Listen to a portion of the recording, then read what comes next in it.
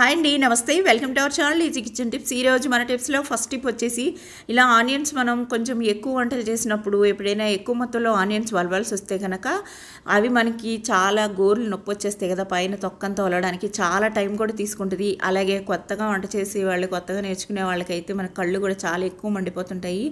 అలా అవ్వకుండా easy tip చెప్తాను చూడండి. ఇలా మనం తొడిమి దగ్గర జస్ట్ కొంచెం కట్ చేసి ఇలా చాకుతోటి 2 భాగాలుగా కట్ చేసుకోండి.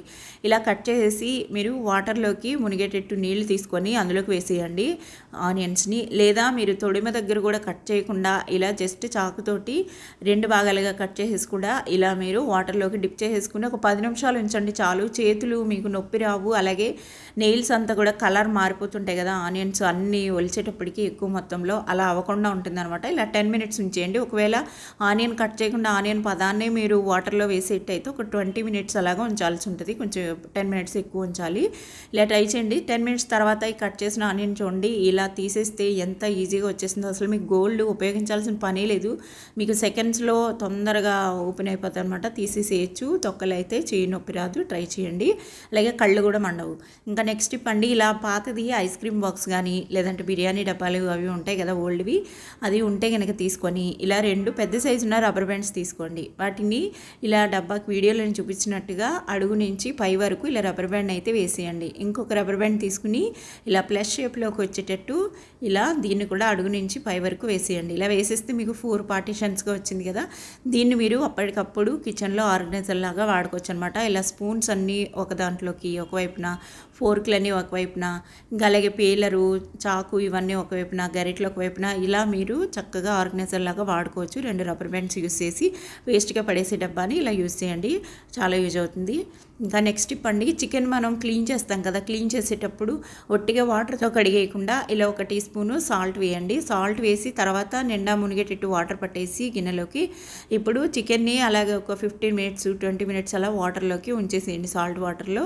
ఆ తర్వాత మీరు కడిగితే చాలా నీట్గా క్లీన్ అవుతుంది. అలాగే మీకు ఇది చికెన్ వండిన తర్వాత కూడా ఒక్కొక్కసారి నీచు వాసనలాగా అనిపిస్తుంది కదా, ఆ స్మెల్ రాదు. చికెన్ స్మెల్ ఎక్కువ మనకి భరించలేనంత రాకుండా నీట్గా ఉంటుంది అనమాట. టేస్ట్ బాగుంటుంది. ఇలా ట్రై చేయండి.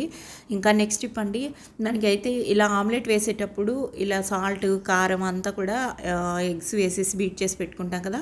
ఇంకా ప్యాన్ వేడైన తర్వాత 1 టీ స్పూను అలాగా నూనె వేడి చేసి తర్వాత ఆమ్లెట్ వేసే ముందు 1 టీ స్పూన్ వరకు నువ్వులు వేసేయండి.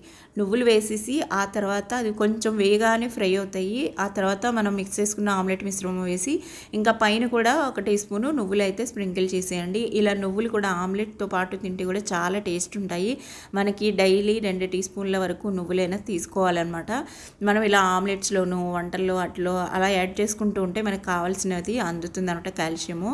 కాబట్టి ఇలా చేయండి. టేస్ట్ కూడా చాలా బాగుంటుంది ఆమ్లెట్లో నువ్వులు వేయడం వల్ల. ట్రై చేయండి.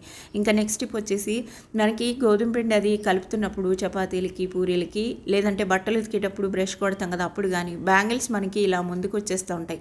మనం వెనక్కి ఎంత పెట్టినా కూడా లేడీస్కి బ్యాంగిల్స్ ముందుకి చేతికి జారుతూ ఉంటాయి. అలాంటప్పుడు అలా ప్రాబ్లం ఉన్నప్పుడు ఇలా ఒక రబ్బర్ బ్యాండ్ తీసుకోండి. తీసుకొని మనకి బ్యాంగిల్స్ ఎంతవరకు బ్యాక్ పెట్టాలో అలా పెట్టేసి అక్కడ వరకు రబ్బర్ బ్యాండ్ వేసేసారంటే ఇంక మీకు ముందుకి జరగవు అనమాట బ్యాంగిల్స్. మట్టి గాజులు అవి అయితే బట్టలు అవి ఉతికినప్పుడు పోతాయి కూడాను, పగిలిపోతుంటాయి. అలా అవ్వకుండా ఈ రబ్బర్ బ్యాండ్ని వేసేసుకోండి. ఇలా ట్రై చేయండి. యూస్ఫుల్ టిప్స్ అండి ఇవన్నీ. ట్రై చేసి చూడండి. టిప్స్ నచ్చితే లైక్ చేయండి. ఏ టిప్ నచ్చిందో కామెంట్ చేయండి.